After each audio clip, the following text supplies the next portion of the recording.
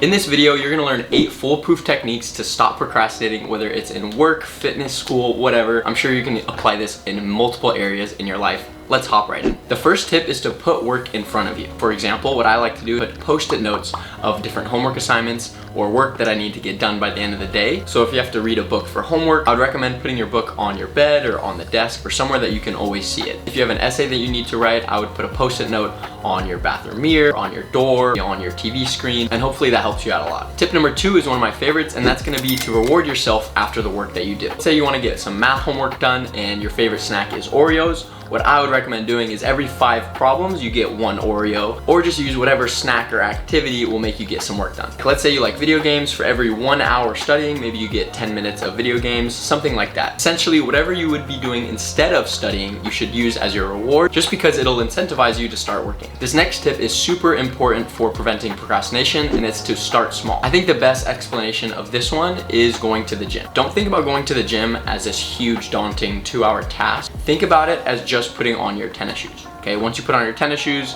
then maybe fill up your water bottle. Then you're gonna be standing by the front door with all of your gym equipment and everything that you need, and you're gonna say, oh, I might as well go to the gym. I already have all of this on. Another example is something like math homework. Don't think about your 25 problem math homework. Think about it as just 1 problem. Pretty easy to convince yourself to just do 1 math problem. Once you finish that first problem, then you're gonna feel in a mood to study, and then you're gonna start doing some more. The next tip is going to be to hide your distractions, okay? This one's really important because our brains are wired to go to the path with the least resistance, which is why when we're bored, we have a habit of grabbing our phone because it's the easiest option. So a few ways to hide distractions are, like, let's say you like playing video games, put the controller somewhere out of reach, just out of sight, out of mind, just so it adds a little bit of extra effort to get that activity started. And then what goes alongside that is maybe put your textbook homework out on your desk so that it's really easy just to get started. All you have to do is like sit down and start writing. So to our brains, it seems like the homework is less of a daunting activity because it's right there ready to get started. And playing video games is a little bit harder because you have to go on a shelf, get the controller. For me, I don't really play video games that much, but I do use my phone a lot. So if I'm trying to stop procrastinating, I put my phone in another room just so that I have no access to it while I'm doing work. This next tip is get a study buddy. Like I said, this doesn't just apply for studying. This can apply to going to the gym, doing work, anything. So if you find someone that's in the same class as you or has a similar schedule as you, it's gonna be a great idea to get them and study at the same time, just so you have one more thing that depends on you. The next tip to prevent procrastination is to prioritize your work.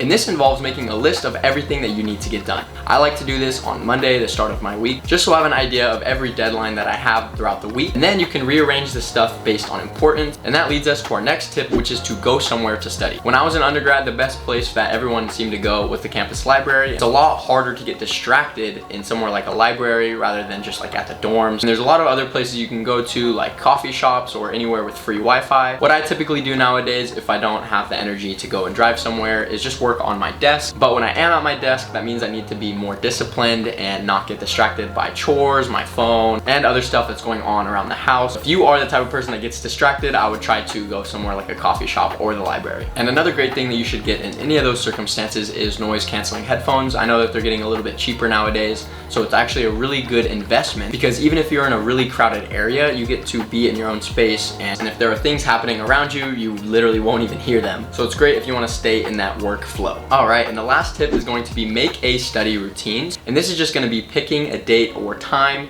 that you're going to study every single week, no matter what. It's just in your schedule. And if someone says, hey, you want to get lunch? You're like, nope, I got to study during that time. And after a few weeks of exercising your study routine, it's going to be a habit. And then it's going to be harder to break just because you're so used to doing it. And a really good principle that I like to follow is just try to make studying a little bit more enjoyable as a whole. So do whatever that means. If you like drinking coffee while studying, go get that coffee. If you like listening to music, go put on music. Just make sure all of the extrinsic factors or all of the little things are there just to make studying more enjoyable as a whole, and it wouldn't be as hard to start when you want to do it next time. So I hope you can apply at least one of those 8 tips in your own daily life. And if there's any video ideas that you want to see, just comment them down below and I'll be happy to do them. And I'll see you in the next one.